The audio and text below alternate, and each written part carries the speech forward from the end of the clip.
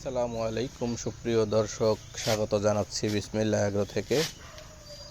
আপনাদেরকে এর আগের ভিডিওতে দেখিয়েছিলাম গরুর জন্য যে খড় কেটে নিয়ে আসছিলাম নাড়া, সেই নাড়াগুলো আজকে আমরা আমাদের যে একটা বটি কিনেছি বটি দিয়ে কেটে গরুকে কিভাবে দেই, কিভাবে গরু খায় সেটা আপনাদেরকে আজকে দেখাবো, আপনাদের সাথে শেয়ার করব। তো আপনাদেরকে দেখাচ্ছি যে এই খড়গুলো কিনে রাখা হয়েছে গরুকে দেওয়ার জন্য। পরবর্তী টাইমে গরুগুলো অলরেডি সাড়া পেয়েছে যে তাদের খাবার দাবার রেডি হচ্ছে। এদিকে আমার দোকানের সামনে বসে আব্বা কাটতেছে যে খড়গুলো এখন নিয়ে দেব। আপনারা দেখেন যে নাড়াগুলো কীভাবে খায়। এটা একটু কাঁচা টাইপের, এর মধ্যে যথেষ্ট পরিমাণে এখনও পানি আছে, রস আছে আর কি, যেভাবে ঘাসটা যেভাবে থাকে তো অনেকটা ওরকম কাঁচা নাড়াগুলো খেলে তো সেই ক্ষেত্রে গরুগুলো আর কি মোটামুটি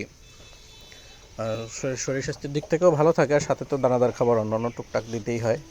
তো খড়, যেটা শুকনো খড় খেলে যেভাবে আসলে গরুর জন্য কোনো পুষ্টি থাকেই না, তো নাড়াটা তার থেকে ভিন্ন, এটাতে কিছুটা হলেও পুষ্টিমান থাকে। আমি যদিও জানি না যে তার পরিমাণটা কীরকম, কিন্তু যথেষ্ট ভালো খায় এবং গরুর পেট ভরে বেশ স্বাচ্ছন্দ্যেই খায়।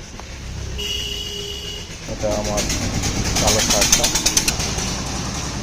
আরও নিয়ে দেই ওদেরকে, দেখেন ওরা কীভাবে খায়। এখানে আমার আব্বা কাটতেছে, আর এই দোকানটি আছে, এটা আমারই দোকান। দেশি গরু লালন পালন করি, সাথে দোকানটিও চালাই। তো বেশ ভালোই খাচ্ছে গরুগুলো মনে হচ্ছে। চলেন দেখি। যে এখন আবার দিলাম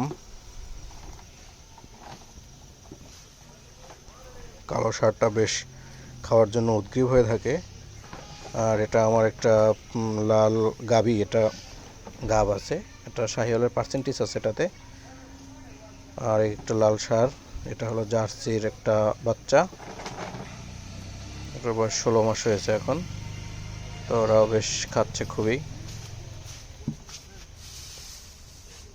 খড়গুলো এগুলো কাঁচা ছিল, কেনা হয়েছে, এগুলো আর কি শুকানোর জন্য একটু আওলা ঝালা অবস্থায় আছে। শুকাইলে পরে এগুলো গুছিয়ে আমরা স্তূপ করে রেখে দেবো। আর এখন আমার ঘাসের জমিও আছে, ঘাস লাগানো আছে, সেখানে জার্মান ঘাস আছে, সেগুলো প্রচুর হয়, তো সেগুলোও খায়। আপনাদেরকে দেখাবো জার্মান ঘাসের এক সময়, আমি দেখাবো যে কীভাবে তারা খায়। তো দেখেন, আমি এই ঘাস কাটার জন্য যে ম্যানুয়াল বটিটি, এটা কিনে নিয়ে এসেছিলাম অনেক দিন আগেই। তো ওটা থেকে কাটতে বেশ ভালোই লাগে। আউলানো খড়গুলা, এলোমেলো খড় যেটা থাকে আর কি, সেগুলো কাটতে একটু কষ্ট হয়। তবে এই শক্ত সোজা নাড়া, সোজা খড় যেগুলো থাকে, এগুলো কাটতে কোনো ধরনের কোনো সমস্যা হয় না। সবগুলো গরুই বেশ চমৎকার খাচ্ছে।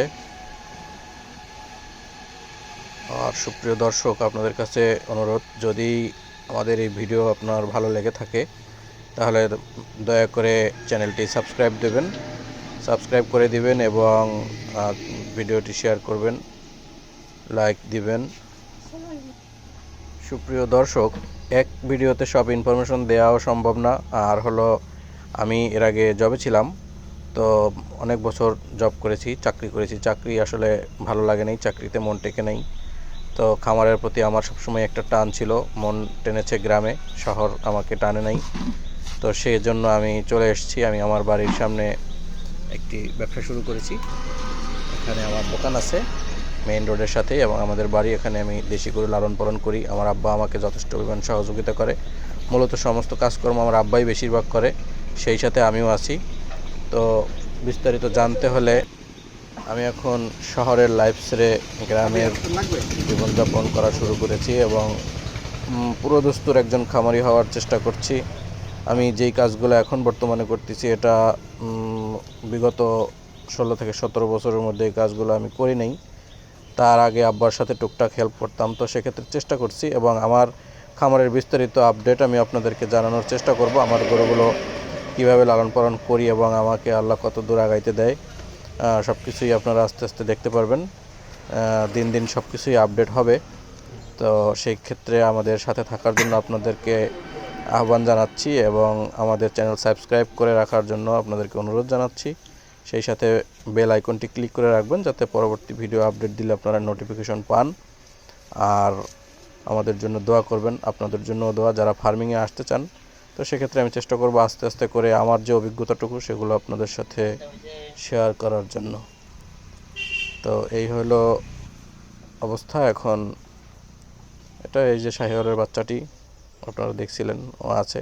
পরবর্তী বাচ্চাগুলো আসলেও সেগুলো আপনাদেরকে আমি আস্তে আস্তে করে দেখাবো। এরা যথেষ্ট ভালোই খাচ্ছে। আর এই দুটো তো এদের খাওয়া দাওয়ার ব্যাপারে কোনো আর কি না নাই, এরা সবসময় শুধু খেতেই থাকে, এদের মুখ চলতেই থাকে।